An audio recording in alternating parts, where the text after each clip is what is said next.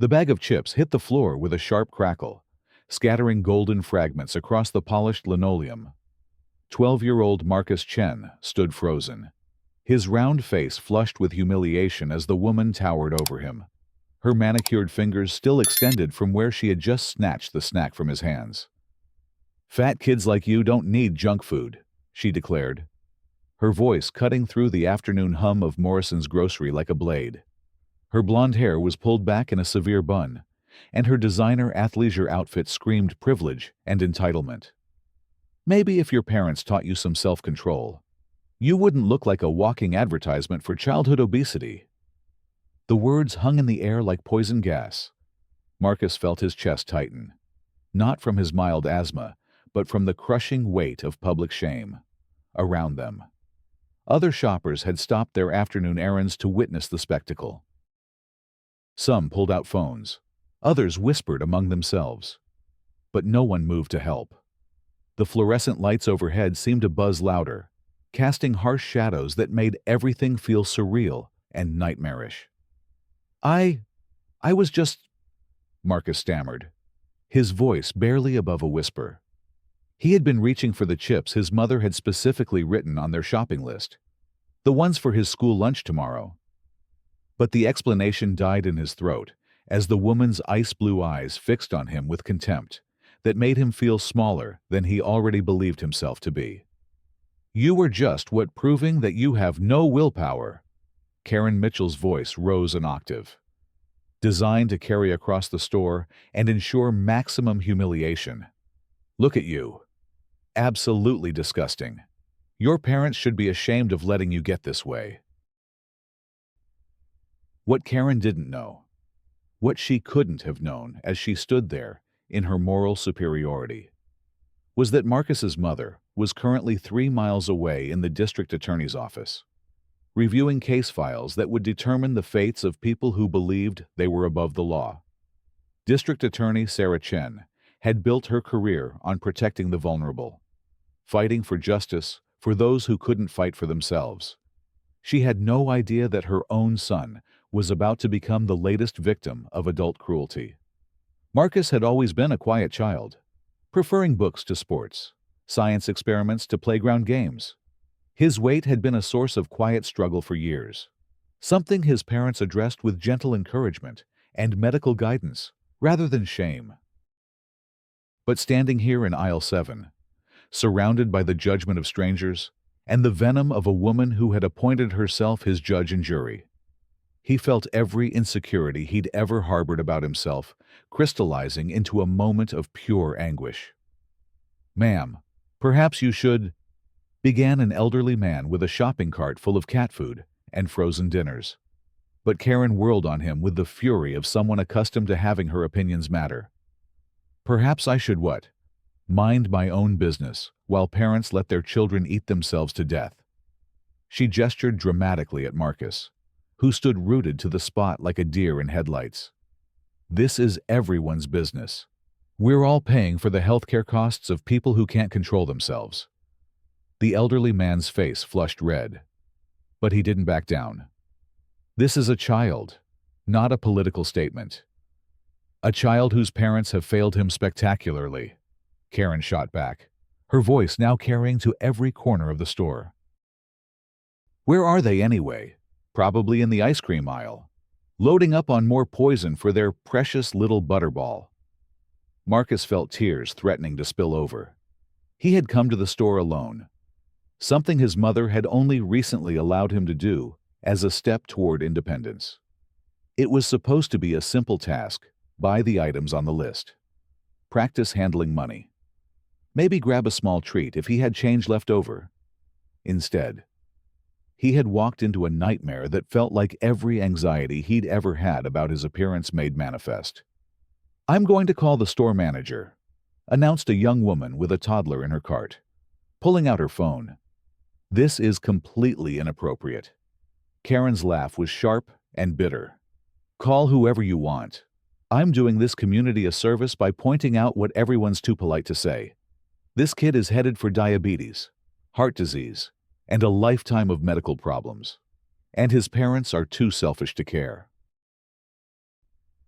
What happened next would be replayed on news broadcasts across the country within 48 hours. Marcus, overwhelmed by the public humiliation and the weight of cruel words that confirmed his worst fears about himself, simply crumpled, not physically, but emotionally.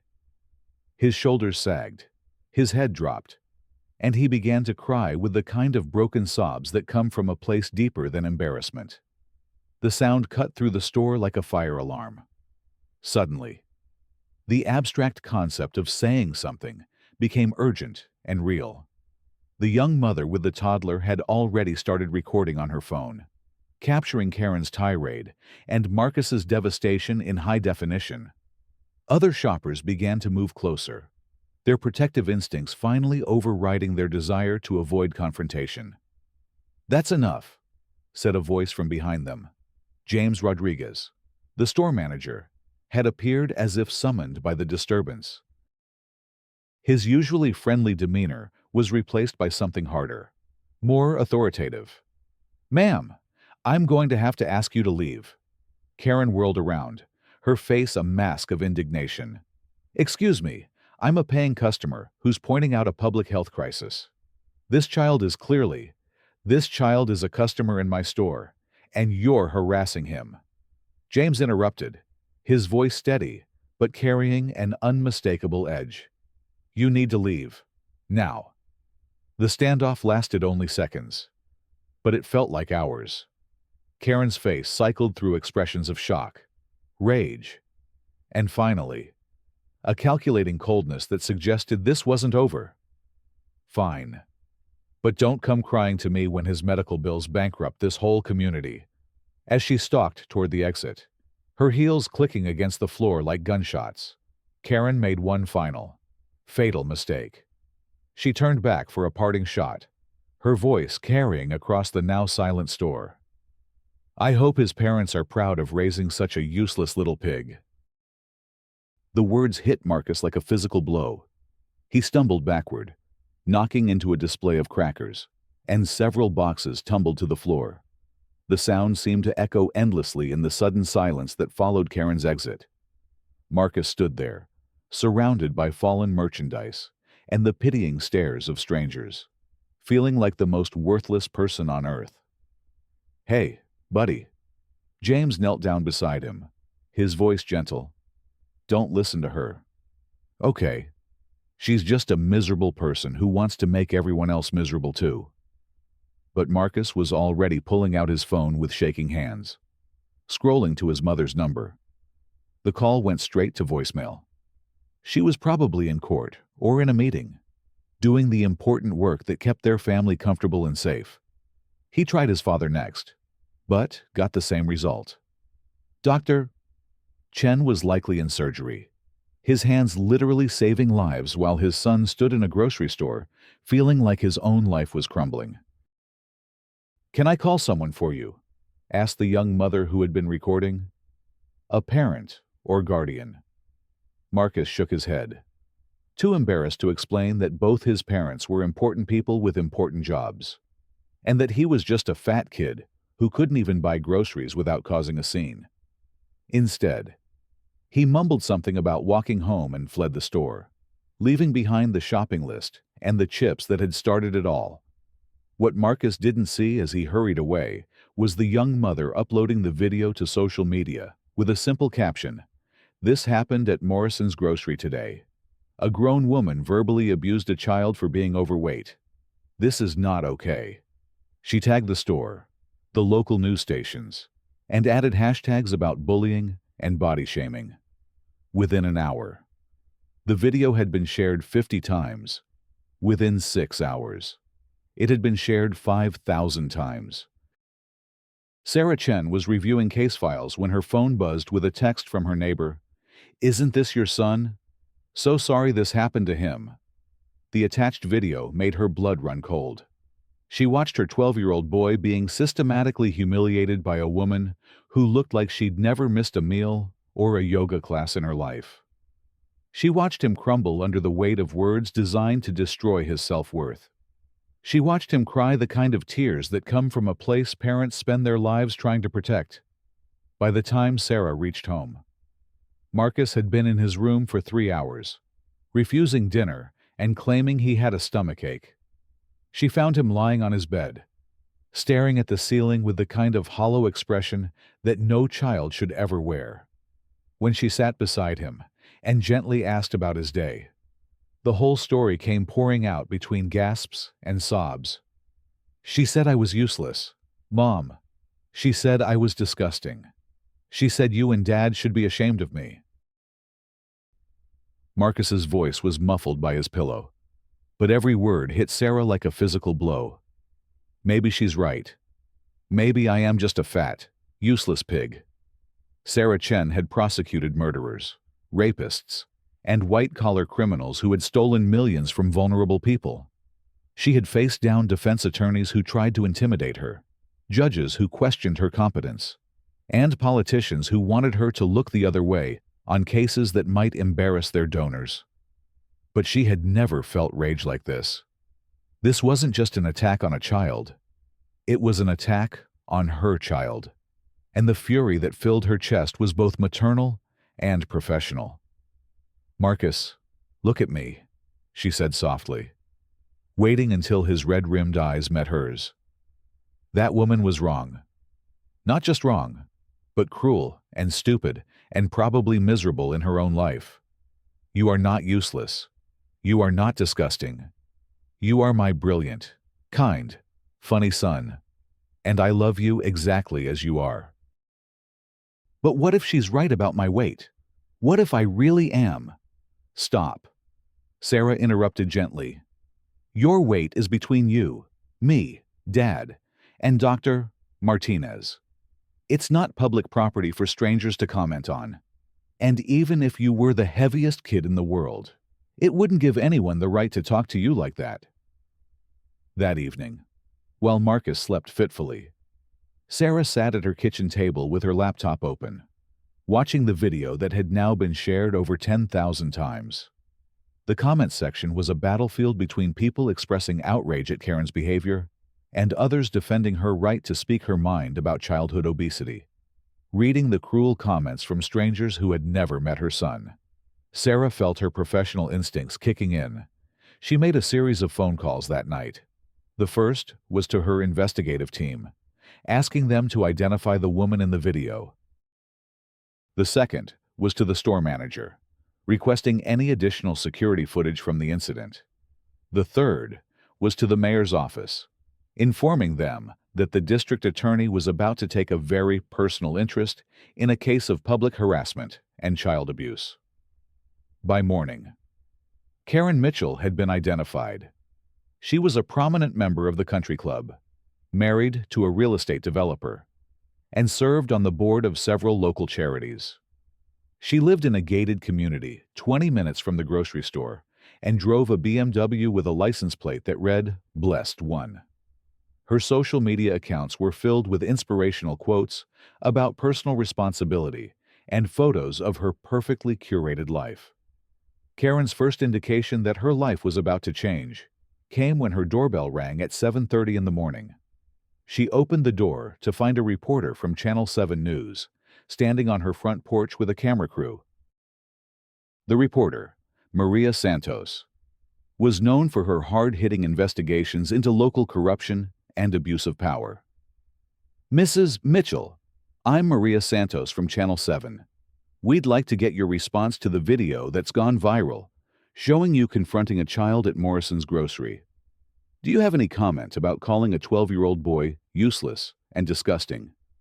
Karen's face went through a series of rapid changes as she processed the question. What video? I don't know what you're talking about."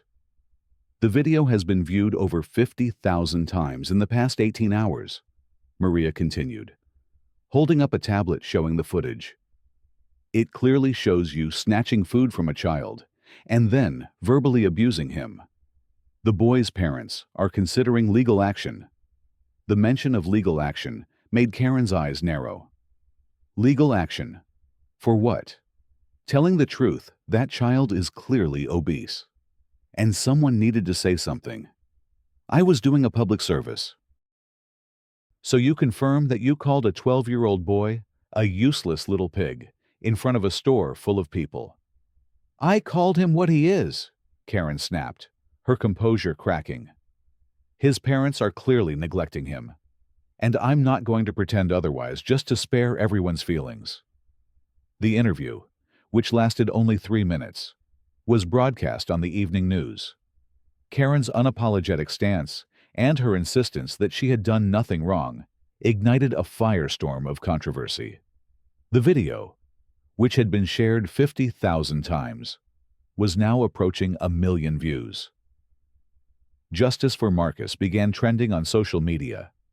What Karen still didn't know, what she wouldn't learn until it was too late to matter, was that the boy she had chosen to humiliate was the son of the most powerful prosecutor in the county. Sarah Chen had built her reputation on being thorough, relentless, and absolutely committed to protecting the vulnerable.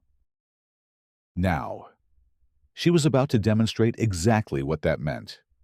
The first sign that Karen's comfortable world was crumbling came when her husband received a call from his business partner, informing him that 3 major clients had canceled their contracts overnight. The second sign came when she discovered that her membership at the country club was under review.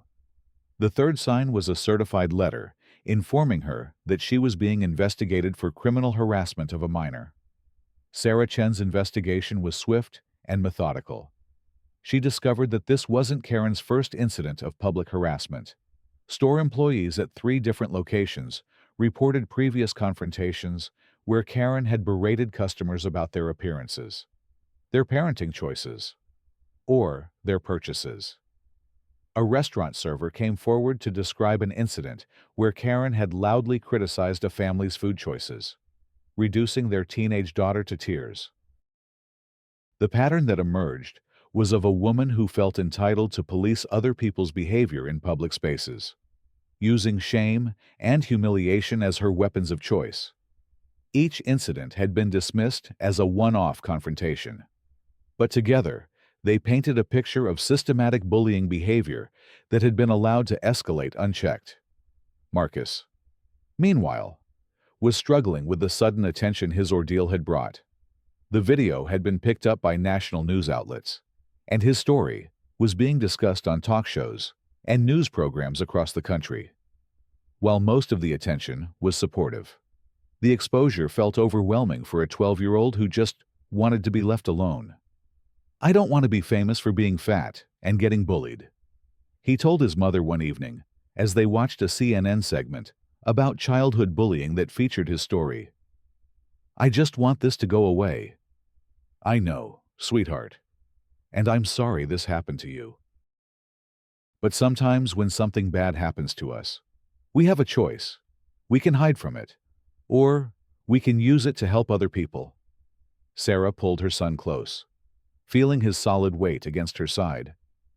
A lot of kids go through what you went through, but nobody ever sees it or talks about it. Maybe this can help change that. But what if it doesn't change anything? What if people just feel sorry for me and then forget about it? Then we'll have tried, Sarah said simply, and trying to make things better is never a waste of time. The case against Karen Mitchell was building momentum. Sarah had assembled a team of investigators who were uncovering a trail of harassment complaints that had been dismissed or ignored by various businesses and organizations. The country club, it turned out, had received numerous complaints about Karen's behavior toward staff and other members, but had taken no action because of her family's financial contributions. The real game changer came when Sarah's team discovered that Karen had been recording her own confrontations with people. Her phone contained dozens of videos of her berating strangers in public, apparently kept as trophies of her moral superiority. The videos were damning evidence of a pattern of behavior that went far beyond a single bad day or momentary lapse in judgment. One video showed Karen confronting a young mother at a park, accusing her of child abuse because her toddler was having a tantrum. Another showed her lecturing an elderly man about his grocery choices, telling him he was too old to be eating junk food. A third showed her verbally attacking a teenage cashier for being too slow and stupid to bag groceries properly. The evidence was overwhelming. This wasn't a woman who had made a mistake. This was a woman who had made a lifestyle out of bullying and harassment. Secure in the belief that her social position and economic status made her untouchable. She had been wrong. The press conference was held on a Tuesday morning at the district attorney's office. Sarah stood behind the podium, looking directly into the cameras as she announced the charges against Karen Mitchell: criminal harassment, disturbing the peace, and endangering the welfare of a child. The charges carried potential jail time and substantial fines. Today, we're sending a clear message that bullying and harassment will not be tolerated in our community, Sarah declared, her voice steady and professional, despite the personal nature of the case. When adults choose to intimidate and humiliate children in public spaces, they will be held accountable for their actions. This case is about more than one incident in a grocery store. It's about creating a community where children feel safe, where differences are respected, and where adults model the behavior we want to see in our young people. The questions from reporters came rapid fire. Was this personal? Was she using her position to settle a score? How could she claim to be objective when her own son was the victim? Justice isn't about objectivity. Sarah replied calmly. It's about applying the law fairly and consistently. Mrs. Mitchell broke the law by harassing a child in a public place. The fact that the child was my son doesn't change the law. But it does mean I understand personally the impact of this kind of behavior. Every parent in this community should be able to send their child to the store without worrying that they'll be verbally abused by an adult who thinks cruelty is a form of public service. Every child deserves to feel safe in public spaces, regardless of their appearance, their background, or their circumstances. Karen's response came through her lawyer, who held his own press conference later that day. He painted his client as a concerned citizen who had been unfairly targeted by a prosecutor with a personal vendetta. He claimed that Karen was the real victim, subjected to death threats and harassment because she had dared to speak out about childhood obesity. Mrs. Mitchell is a pillar of this community who has devoted countless hours to charitable work and community service. She made a mistake in how she expressed her concern, but her intentions were good. She wanted to help a child who was clearly struggling with weight issues. The defense strategy backfired spectacularly when Sarah's team released the videos from Karen's phone, showing her pattern of harassment and cruelty. The narrative of the concerned citizen collapsed. The videos revealed someone who took pleasure in humiliating others, who recorded her attacks like hunting trophies, and who showed no remorse for the pain she had caused. The trial became a media sensation. Court TV covered it live, and legal experts debated the implications of prosecuting someone for public harassment. Some argued that Karen's behavior, while cruel, was protected by the First Amendment. Others contended that there was no constitutional right to verbally abuse children in public. Marcus was not required to testify, but he chose to do so. Against his lawyer's advice, and despite his parents' concerns, he took the stand and faced the woman who had tried to destroy his self-worth. His testimony was brief, but powerful. "She didn't just call me names," he said, his voice quiet but clear. "She tried to make me feel like I was worthless, like I didn't deserve to exist. And for a while, I believed her. But I'm not worthless. I'm a good student. I'm kind to my friends. I help my parents. I'm working on being healthier. But that's between me and my family and my doctor. It's not for strangers to decide. What she did was wrong, not just because it hurt me, but because it sends a message that it's okay for adults to be cruel to children. That's not the kind of community I want to live in." Karen's own testimony was a disaster.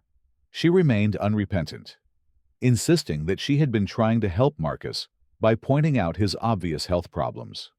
When confronted with the videos of her harassing other people, she claimed they were taken out of context. When asked about calling a 12-year-old boy a useless little pig, she said she was merely describing what she saw. "I refuse to pretend that obesity isn't a problem just to spare people's feelings," she declared from the witness stand. "Someone needs to tell the truth, even if it's uncomfortable. And you believe that gives you the right to verbally abuse children in public?" the prosecutor asked. "I believe it gives me the right to speak my mind. This is still America, isn't it?" The jury deliberated for less than 2 hours. They found Karen Mitchell guilty on all counts. The judge, in delivering the sentence, made it clear that the verdict was about more than one incident in a grocery store. "Mrs.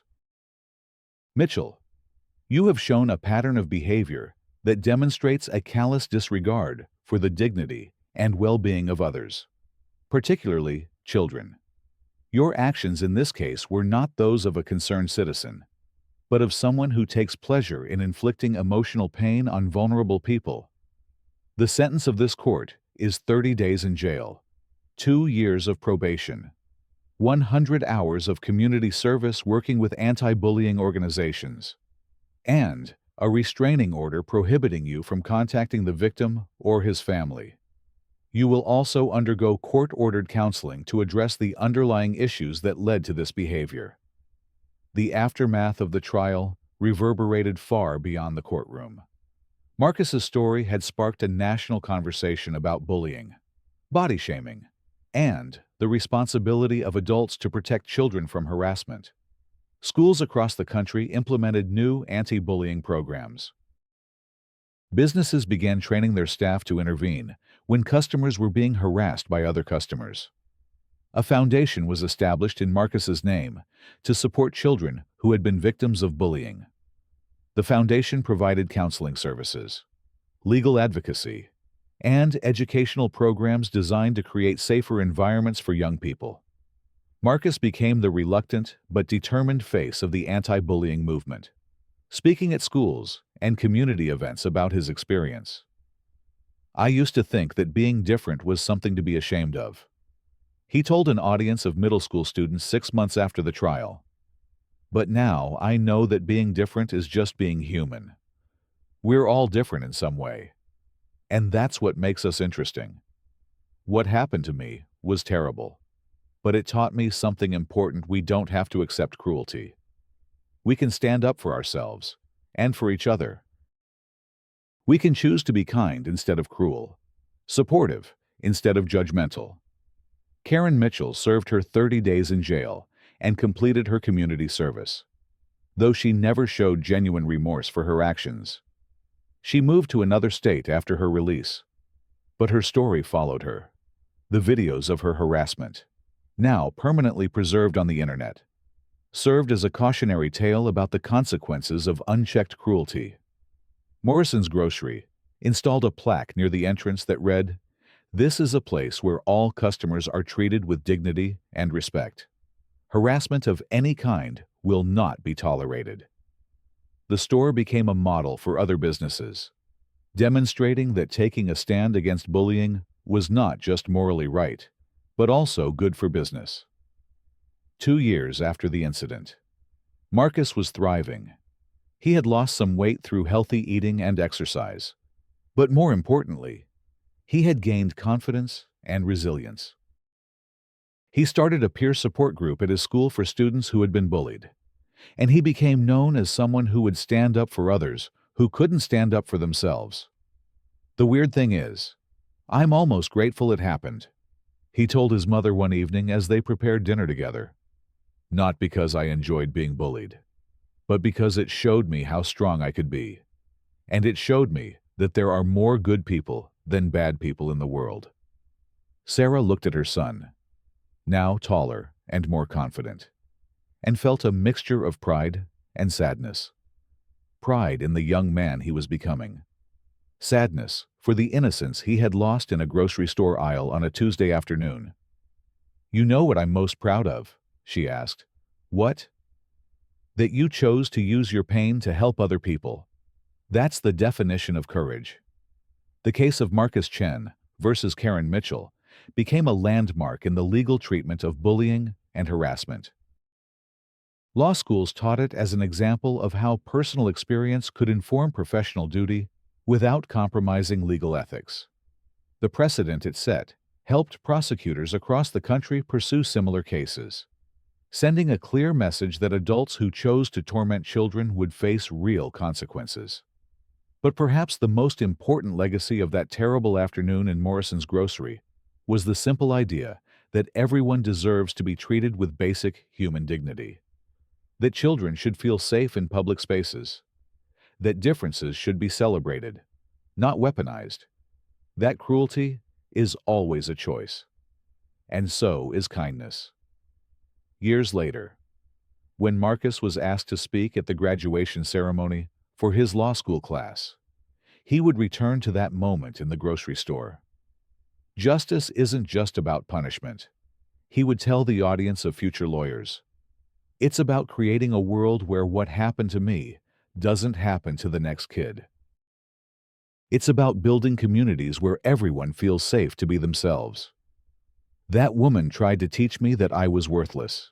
Instead, she taught me that I was worth fighting for. And so is every child who faces cruelty from adults who should know better. The applause that followed wasn't just for Marcus, but for the idea that pain could be transformed into purpose, that victims could become advocates, and that one terrible moment in a grocery store could spark a movement that would protect thousands of children from similar harm. In the end, Karen Mitchell had been right about one thing. Actions do have consequences. She just hadn't expected the consequences to be hers.